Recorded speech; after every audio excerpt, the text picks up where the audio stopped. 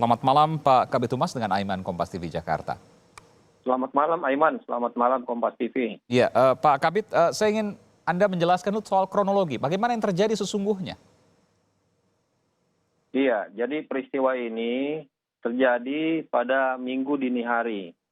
Diawali dengan adanya kelompok masyarakat yang resisten terhadap upaya-upaya yang dilakukan oleh pihak kepolisian yang sedang melaksanakan penyelidikan terkait dengan peristiwa pengeroyokan yang terjadi pada hari Rabu sebelumnya. Nah, pada saat anggota tersebut melakukan penyelidikan, dia kemudian melakukan interaksi dan menemukan orang-orang yang ada duduk di pinggir jalan sedang melakukan minum-minum. Oke. Nah, pada saat itu interaksi disampaikan. Nah, kemudian setelah kelompok masyarakat tersebut mengetahui siapa yang dicari dan juga yang bertanya ini merupakan anggota, tiba-tiba mereka melakukan provokasi dengan melakukan pemukulan terhadap anggota tersebut. Nah, dari peristiwa pemukulan itu, kemudian anggota menyampaikan bahwa saya ini anggota. Nah, tapi tetap diabaikan oleh kelompok masyarakat itu.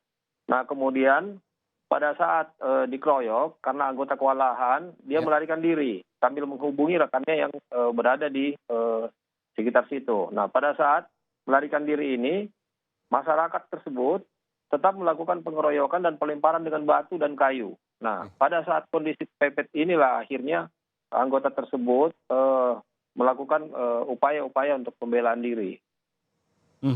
Meskipun dari CCTV yang kemudian tersebar, dalam kondisi polisi, mungkin ini setelah kejadian ya, polisi yang kemudian tidak dalam kondisi terdesak, tapi tetap kemudian memuntahkan puluhan peluru.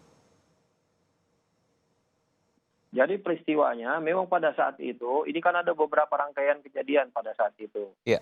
Nah, jadi memang pada saat anggota berada di posisi di ujung lorong, memang karena pintunya tertutup, sehingga anggota tidak bisa kemana-mana lagi.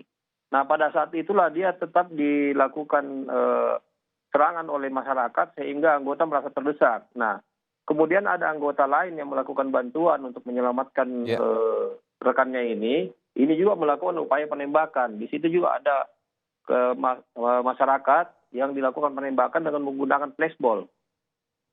Dengan menggunakan apa Pak Kabid? Flashball atau itu senjata pengurai massa itu. Oke, senjata pengurai massa. Baik.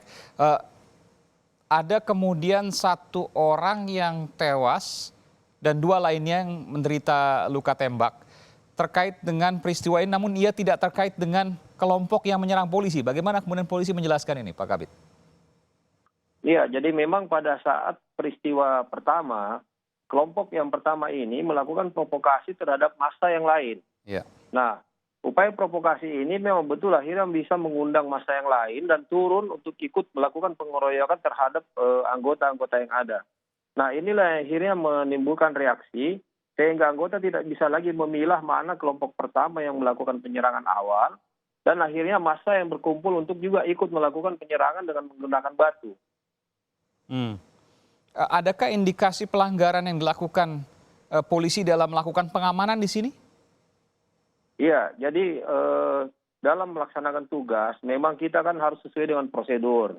Nah, untuk itu dengan peristiwa ini, apalagi memang ada korban tertembak dan akhirnya ada juga meninggal, kita tetap akan melakukan pengecekan terhadap prosedur yang dilakukan anggota saat bertugas. Untuk itu, kita sudah melakukan pemeriksaan terhadap beberapa anggota yang bertugas. Sekarang ini sudah diperiksa kurang lebih sekitar 16 anggota dan juga 4 masyarakat yang mengetahui betul peristiwa tersebut.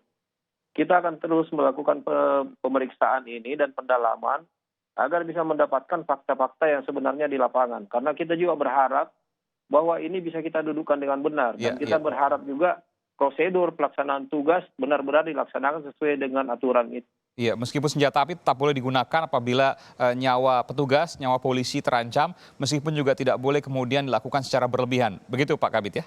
Iya, jadi memang standar-standar ini yang kita lakukan pengukuran dengan pemeriksaan dari Propos. Nanti hasilnya akan kita sampaikan lagi.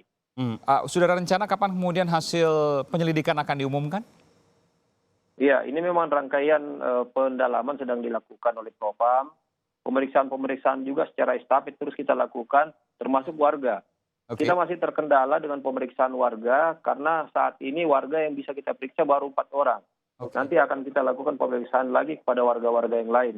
Baik, terkait dengan hal ini tentu ini berkaitan dengan kelompok masyarakat dan kemudian berkaitan juga bentrok dengan petugas keamanan. Tentu ada pengamanan-pengamanan yang kemudian diberikan di Polda Sulawesi Selatan terkait dengan peristiwa ini agar katakanlah tidak ada aksi balas dendam dan sebagainya. Bagaimana kemudian polisi menenangkan massa terkait hal ini?